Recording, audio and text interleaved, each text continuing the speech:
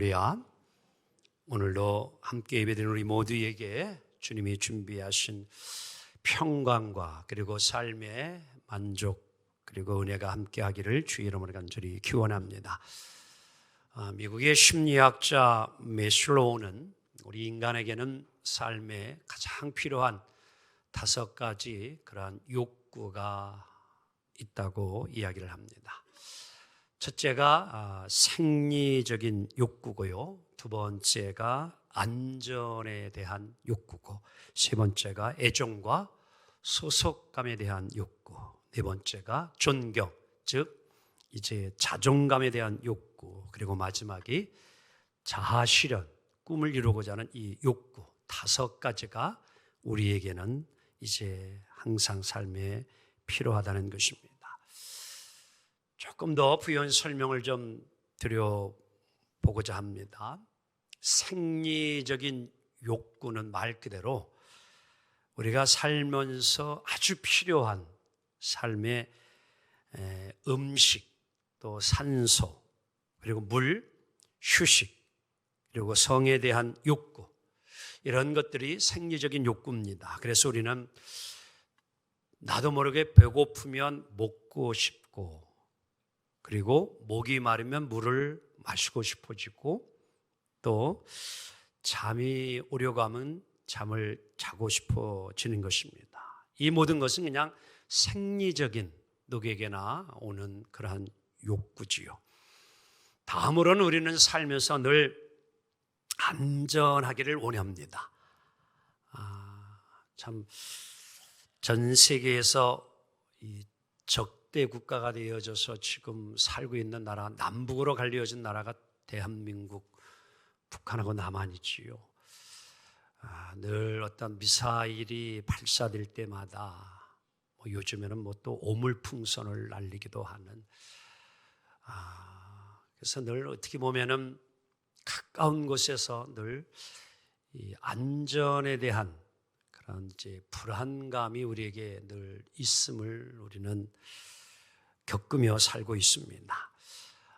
이런 것으로부터 좀 안전하게 늘 살 수 없을까? 전쟁이 일어나지 않는 좀 평안한, 또 사회가 요즘 보게 되면 너무 여러분들 무질서하고 범죄가 너무 극심하게 되어지는 이런 일들, 좀 사회가 안정을 이루었으면 하는 그 욕구, 그리고 또 먹고 입고 마시는데 필요한 물질, 경제적인 안정, 이런 것이 다 이제 우리에게 또한 안전에 대한 욕구이지요. 그뿐만이 아니라 또한 우리들은 이제 늘 이 소속되어져 있는 욕구가 있어요. 그리고 애정에 대한. 그래서 우리들은 홀로 살아갈 수 없는 사회적 동물이라고 하잖아요, 인간은요. 그래서 항상 뭔가 좀 이렇게 소속되어 있기를 원합니다. 그래서 모임에 나가기도 하는 이유는 그러한 모임을 통해서 소속감을 통하여서 우리의 존재감을 느끼게 되어지는 것이지요. 그래서 우리가 신앙생활하는 이들도 우리가 이렇게 하늘성 교회라고 하는 곳에서 우리가 소속이 되어져서, 그리고 석회라는 곳에 또 선교회라고 하는 이런 것에 또 소속되어 있는 그것으로 우리가 또 이제 평안한 삶을, 만족을 누릴 수 있다라고 하는 것이죠. 또한 그뿐만이 아니라 우리는 살면서 사람은요, 이런 것이 욕구가 채워져 또 바라는 게 있는데, 그건 뭐냐면은 자존감, 존경에 대한 욕구입니다. 다시 말하면 사람은 늘 누군가에게 인정을 받고 싶어요. 그리고 칭찬을 듣고 싶습니다. 귀향이면 한번 그런 김에 우리 옆 사람 오면서 참 오늘따라 더 멋있어 보이네요. 그래 한번 좀. 이번에는 입은 옷이 너무 잘 어울리네요. 그래 한번 좀. 아유, 파마가 잘 나왔네요. 그래 한번 좀. 벌써 좋지요?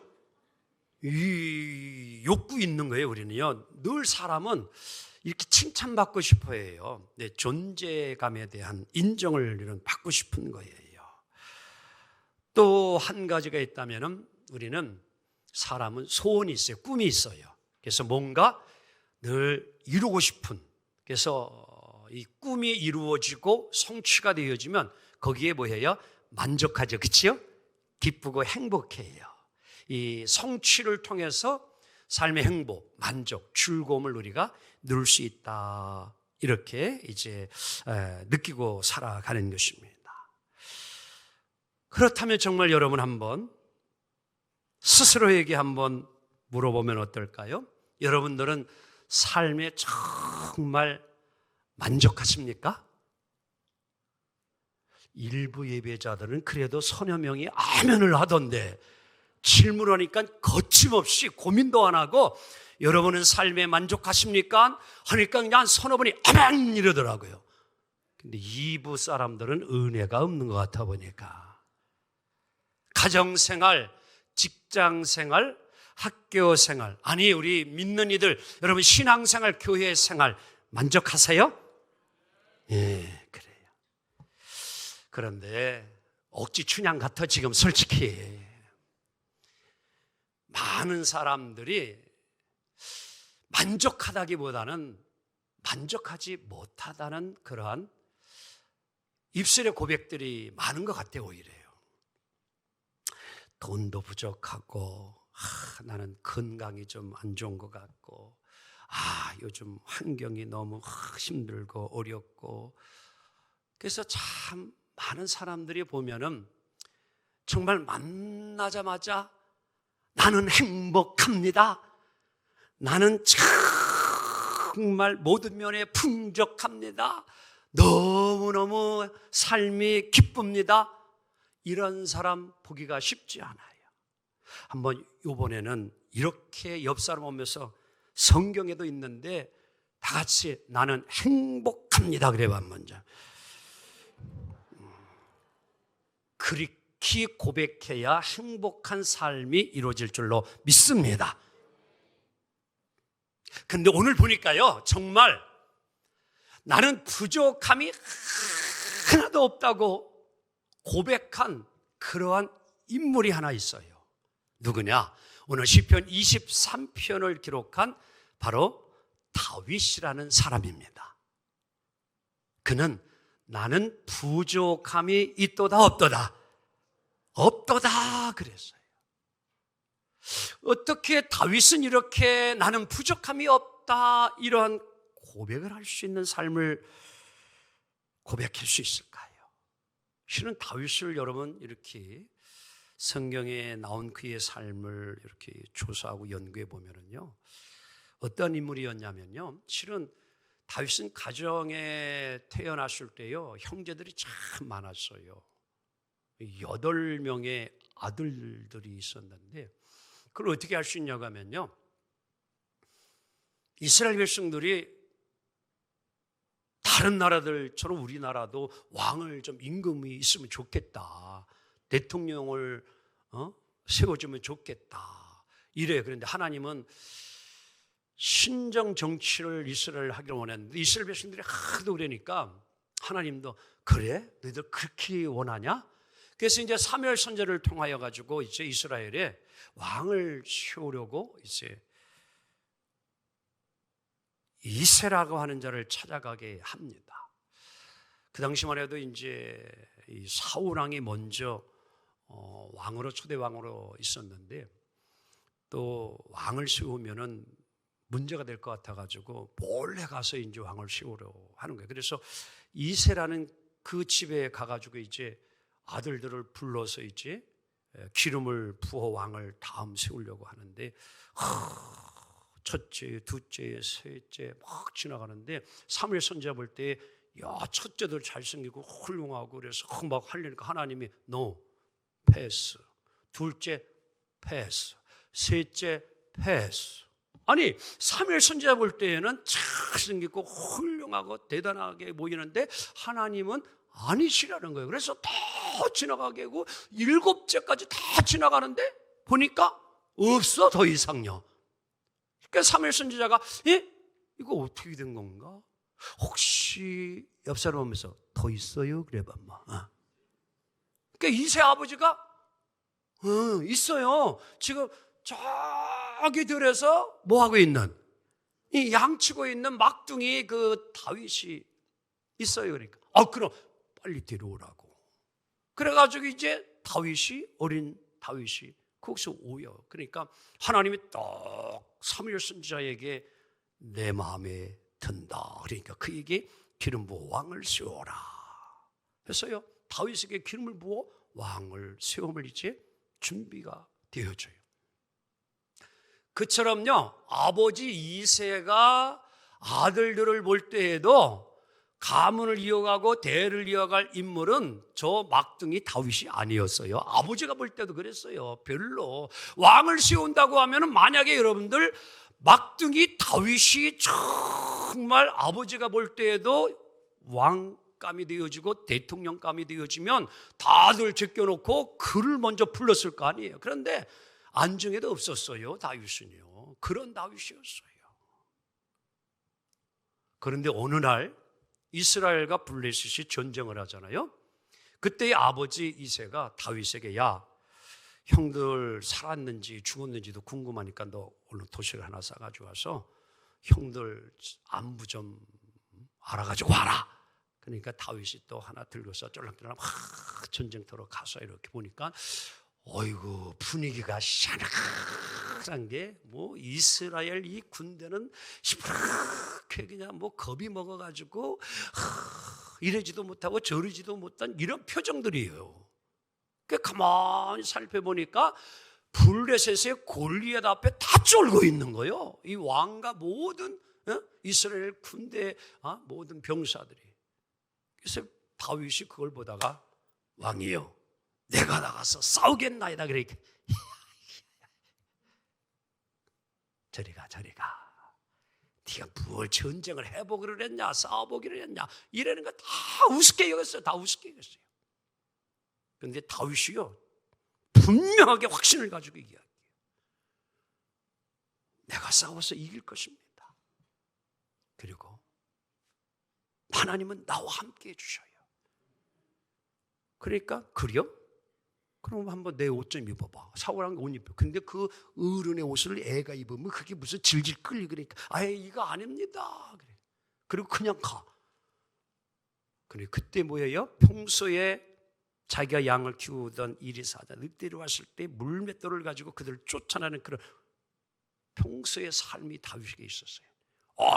보니까 덩치가 그쪽 표적이 너무 커 좋아. 요만하면 맞히기도 어렵지만 크니까 더 좋아. 이렇게 다윗이 야 너는 칼과 청으로 나 오지만 나는 만군의 하나님의 이름으로 내게 나가노라. 물맷돌을 가지고 끈에다가 내고 그러니까 탁 하니까 골리앗이 쓰러져 넘어가요. 할렐루야. 승리를 합니다. 영웅이 되어져요. 그때부터 다윗이 전쟁에 나가서 백전백승을 합니다.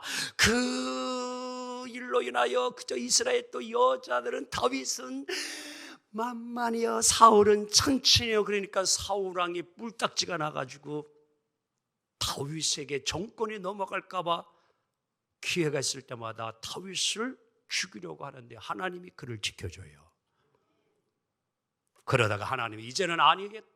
그래서 사울 왕이 전쟁터에 나와서 죽음을 당하게 하고 다윗이 왕의 기름을 부어 세워집니다. 그 이후에도 다윗은요.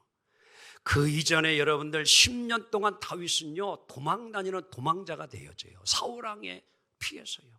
어느 정도까지 힘들고 어려웠냐면요, 불려서 도망갔더니만 거기까지 와가지고 자기를 탁 둘러서서 이제 순간적으로 시간에 이제 붙잡혀 죽으려고 하는데 하나님이 지혜를 주셔서 그러니까 다윗이 어떤 일을 행하면은요 자기도 모르게 뭐예요? 이게 좀 뭐 미친 뭐냐, 미친 자 뭐냐면 그러니까 사람들이 볼 때 야 다 같이 다 됐다 끝났다 이래요. 하나님이 지혜를 주신 거예요. 미친 채에서 일부러 다윗이요. 하나님이 그를 보호해 주셔요. 정말 수 없는 어려움 다윗이 있었지만 다윗은 매 순간 하나님 앞에 기도함으로 나아가요. 그래서 왕이 되어지고 이제 지경이 넓혀지고 정말 백성들의 인기 속에서 존경받는 왕이 되어집니다. 왜? 하나님을 목자로 모셨기 때문이에요. 여호와는 나의 힘이요 여호와는 나의 방패요 여호와는 나의 요새요 여호와는 나의 피할 바 위시요 여호와는 나의 목자시니 내게 부족함이 없으리로다. 이게 다윗의 신앙이요, 하나님을 그렇게 믿고 사는 결과입니다. 사랑하는 성도 여러분이요, 실패했다고, 가난하다고, 병들었다고, 실수했다고, 범죄했다고, 배운 것이 없다고, 가진 것이 없다고, 도와주는 사람이 없다고 낙심하고 포기하지 마시고 오직 살아계신 하나님, 오늘도 나와 함께 하시는 하나님, 오늘도 나의 구세주가 되시는 주님, 그분이 함께함을 믿고 여러분 이기며 나아가기를 주님의 이름으로 축복합니다.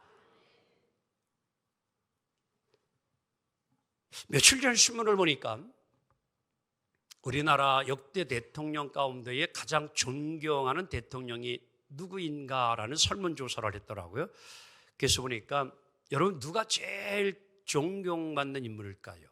대통령 중 우리나라 각각 다르겠지만 1위가 노무현 대통령이에요. 30%. 두 번째가 박정희 대통령, 세 번째가 김대중 대통령, 그리고 제일 꼴찌는 지긋자가 들어가. 누구라고는 얘기 안 할 테요, 걔네 그것까지는.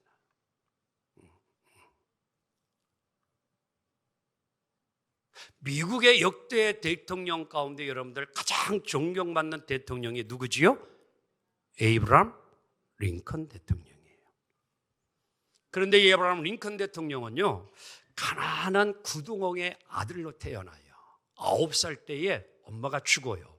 그리고 마지막 아무것도 없이 물려받은 재산이 있다면 오직 엄마로부터 물려받은 성경책 하나밖에 없어요. 23살에 직장을 잃어버립니다.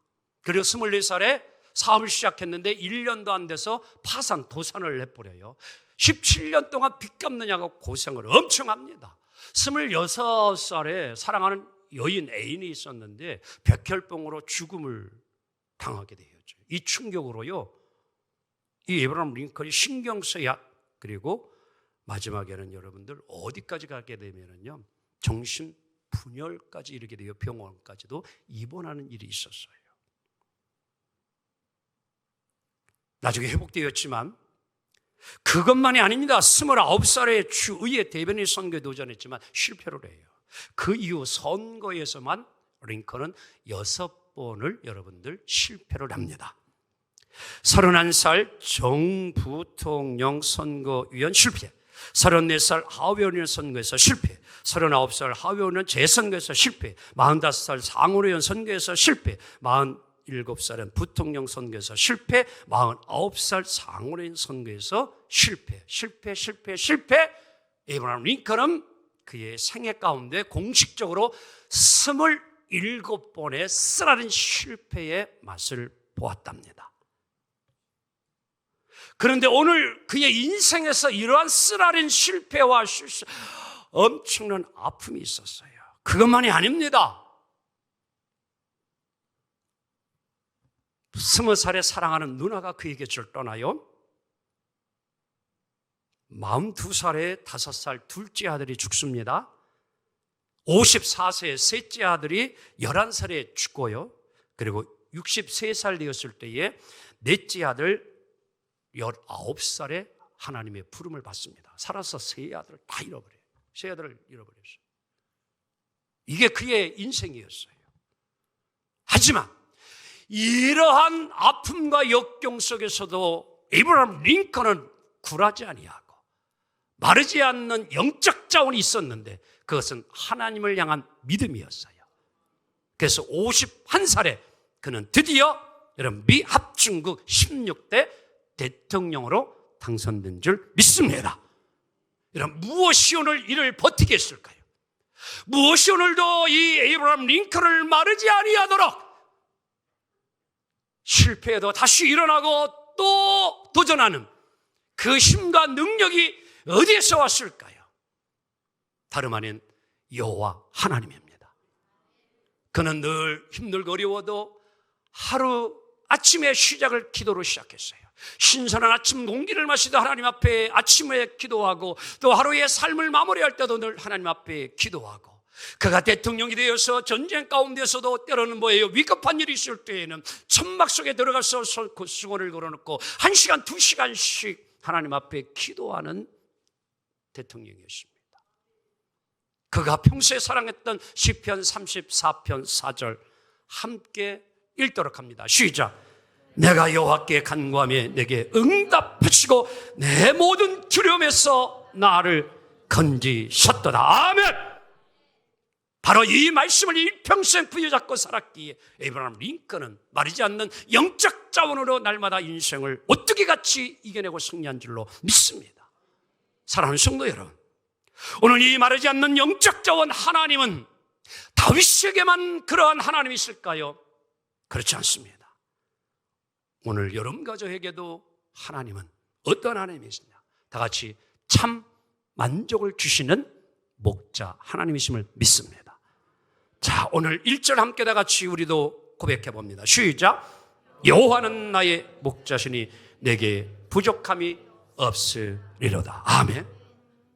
한번 이번에는 여호와는 누구의 목자시니 누구에게 부족함이 없으리로다. 시작.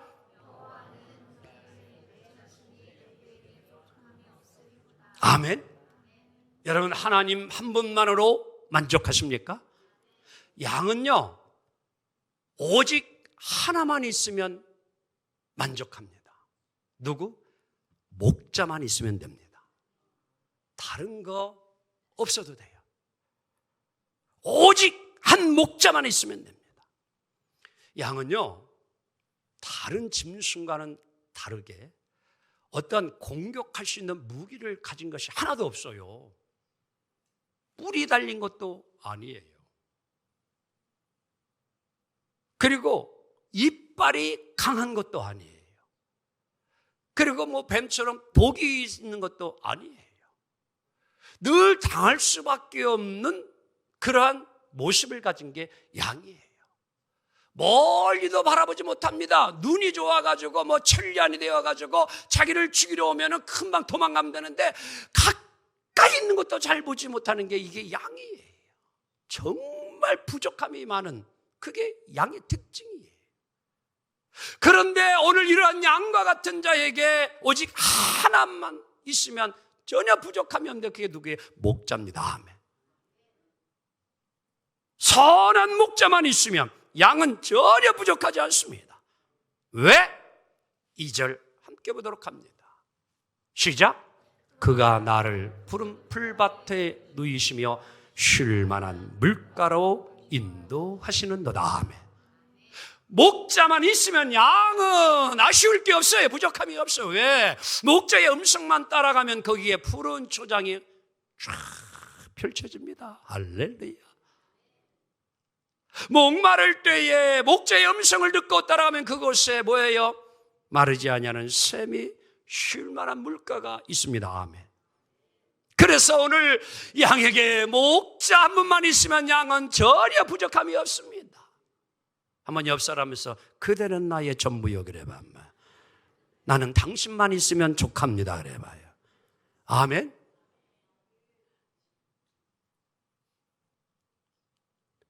또한 여러분들 왜 양에게 있어서 목자만 계셔도 만족함이 있는 줄 압니까? 3절 볼까요? 다 같이 시작. 내 영혼을 소생시키고 자기 이름을 위하여 의의 길로 인도하시는도다. 아멘. 내 영혼을 소생시키시고, 오늘 산후라면 여러분 가족에게는 정말 내 영혼이 낙심되어지는 일들이 수없이 많이 일어나기도 합니다. 질병이 우리를 아프게 해요. 사업의 실패가 우리를 아프게 합니다. 여러 가지 사건들이, 일들이 우리를 힘들고 어렵게 해요. 그래서 시편 42편에도 시인은 고백하지요. 내 영혼은 어찌하여 불안해하는가? 내 영혼은 어찌하여 낙심해하는가? 왜? 일어난 일들이 너무 힘들고 어려워서 내 스스로가 막, 내 마음이 막 고꾸라지고 떨어지고 절망 가운데 빠지게 되어지는 거예요. 그런데 그때에 그렇게 두지 아니하시고 우리를 다시 일으켜 주시고 소생케 하시고 회복해 주신 이가 있는데 그분이 목자 되신 하나님이심을 믿습니다. 그래서 오늘도 여호와는 나의 목자시니에게 부족함이 없으리로다. 사랑하는 성도 여러분, 내가 나의 목자가 되어줄 때에는요, 실망과 좌절이 클 수밖에 없어요. 근데 오늘날도 많은 사람들은요, 내가 나의 목자가 되기를 원합니다. 미국의 기독교 출판협회가 주는 기독교 작가 금상을 2번이나 받은 작가 맥스 루케이는 오늘날 현대인들은 자신이 목자가 되어 살고 있다고 이야기를 합니다.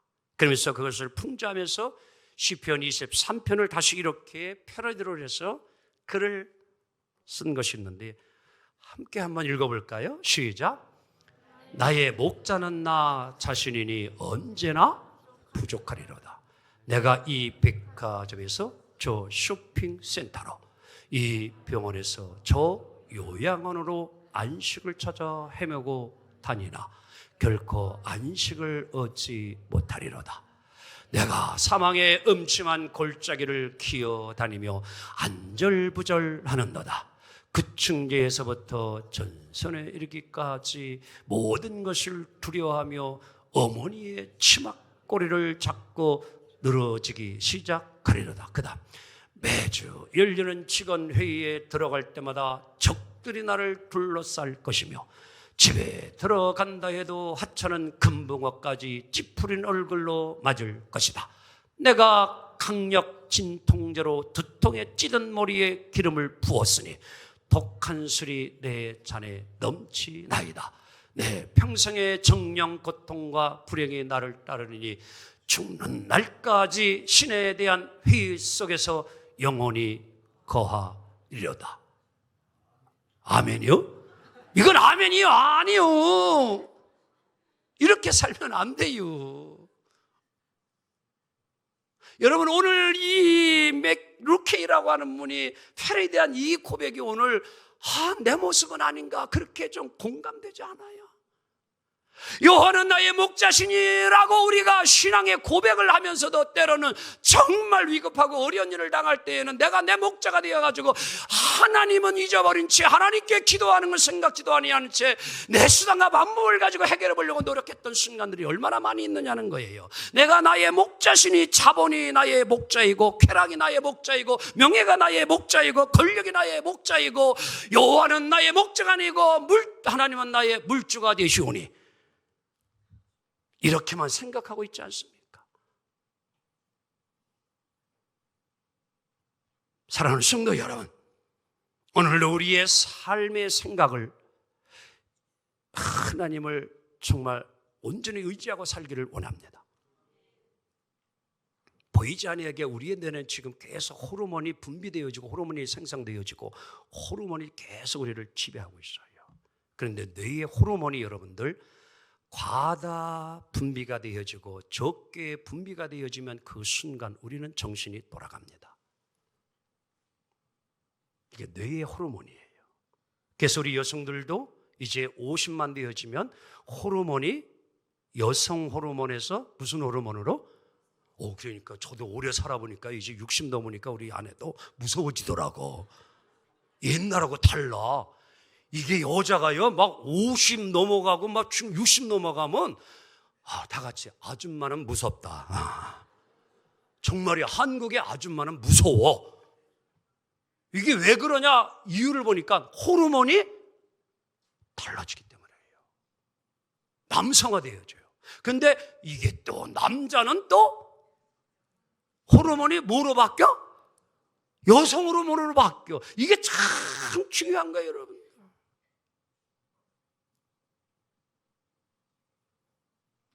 사랑하는 성도 여러분, 오늘 탐욕의 호르몬이 우리를 지배하고 내 생각을 지배하고 있지는 않느냐는 거예요. 모든 것이 나의 돈이 목자가 되려고 하는 바라옵기는 오늘 다윗의 고백이 우리의 고백이 되고 여러분 자신의 고백이 되기를 원합니다. 정말 여호와는 나의 목자시니 내게 부족함이 없으리로다. 다윗은 40년 동안 모든 고난을 누려본 사람입니다. 그의 고백이 오직 여호와 한 분만으로 나는 만족하고 부족함이 없다고 하는 이 고백이 무엇을 향한 고백임을 우리도 한번 되새길 필요가 있지 않을까요? 모든 것을 누려봤던 그가 여호와만이 나의 부족함이 없는 자라고 고백했던 그 고백이 과연 무슨 고백이었을까요? 참여력의 저자 성 어거스틴은 20살에 그는 세상의 쾌락과 명예, 성의 만족을 위하여 믿음을 떠나 세상 속으로 들어갑니다. 그래서 다 즐겨보았습니다. 젊음을 즐겼습니다. 세상 쾌락을 다 즐겨봤습니다. 그가 결국에 이제 뭐예요? 모든 것을 즐겨보고 그것이 전부인 줄 알았는데 로마서의 하나님의 말씀을 듣는 순간 그가 고꾸라지고 깨닫고 회개하고 그가 성자가 되어지는데 그가 컨펙션 참여록에서 그가 고백했던 내용이 무엇인지를 우리는 한번 되새겨 볼 필요가 있어요. 하나님이요, 당신을 위하여 우리 인간을 지으셨기 때문에 우리가 당신 품에, 주님 품에 안기기 전에는 참된 만족도, 참된 평안도 없었습니다. 오직 주님의 품 안만이 참된 평안입니다. 믿습니까? 만족을 얻기 위하여 5 남편을 갈아치웠던 수가성의 한 여자, 지금 살고 있는 남편도 자기 남편이 아닌 그 여자, 목마름과 갈증이 있었던 그 여인이 수가성에서 예수 그리스도를 만나고 인생의 참된 행복과 만족을 얻었던 그 여인, 바로 그가 왜 여러분들 이제 물동이를 내어버리고 모든 사람들에게 달려가서 나에게 참 행복이 왔습니다, 기쁨이 왔습니다, 즐거움이 왔습니다, 여러분들도 이분을 만나시고 행복하게 살기를 원합니다. 왜 이 고백을 할 수 있었을까요? 바로 오늘 본문 요한복음 4장 13절 14절의 예수님의 말씀이 그의 영혼을 만져주었기 때문이에요. 읽습니다. 시작. 이 물을 마시는 자마다 다시 목마르려니와 내가 주는 말을 마시는 자는 영원히 목마르지 아니하느니 내가 주는 물은 그 속에서 영생하도록 솟아나는 샘물이 되리라. 오늘 여러분 하나님의 늘 말씀에 내 배 안에서 생수의 강이 흘러감을 통하여 만족함을 누리기를 원합니다. 그래서 사도 바울은 빌립보 4장 11절에 참 만족을 이렇게 멋지게 신앙 고백을 하고 있습니다. 시작. 내가 궁핍함으로 말하는 것이 아니라 어떤 형편이든지 나는 자족하기를 배웠노라. 나는 비천에 처할 줄도 알고 풍부에 처할 줄도 알아.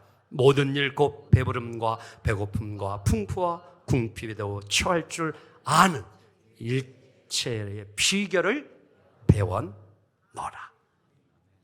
말씀 정리합니다. 하나님을 목자로 삼을 때 참된 만족이 넘치리라 믿습니다. 우리의 목자 되신 하나님께서 여름 가지를 늘 푸른 초장으로 누이시며 쉴만한 물가로 인도하시고 죄악의 수렁에서는 건져주셔 우리의 영혼을 소생시키는 하나님이심을 믿습니다. 오늘 우리 하나님은 하나님의 이름을 위하여 우리를 의의 길로, 평탄의 길로, 형통의 길로 인도해 주시리라 믿습니다.